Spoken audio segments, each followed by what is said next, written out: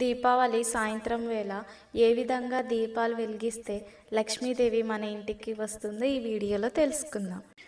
ఏ ఇంటి యందు దీపాలు సమృద్ధిగా వెలుగుతాయో ఆ ఇంటిలో శ్రీ మహాలక్ష్మి ప్రవేశిస్తుందని ఋగ్వేదం చెప్తుంది.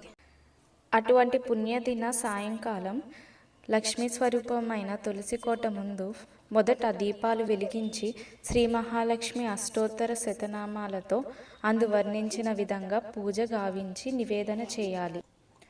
చతుర్భుజం చంద్రరూప మిందిరామిందు శీతలం ఆహ్లాద జనని పుష్టిం శివాం శివకరిం సతీం అని ధ్యానించి ఈ సర్వప్రాణకోటి హృదయాలలోని కోరికలను తీర్చే సంపన్న శక్తివంతురాలుగా భావించి పూజానంతరం గృహమంతా దీపాలను వెలిగించాలి.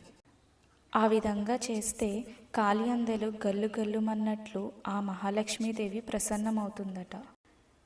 ఈ 2 రోజులు నరక చతుర్దశి దీపావళిలను విశేషంగా జరుపుకొని శ్రీ మహాలక్ష్మిని మన ముంగిటకు ఆహ్వానిద్దాం.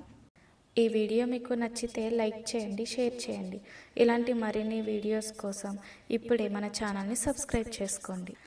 అందరూ ఓ మహాలక్ష్మీదేవి నమః అని కామెంట్ చేయండి.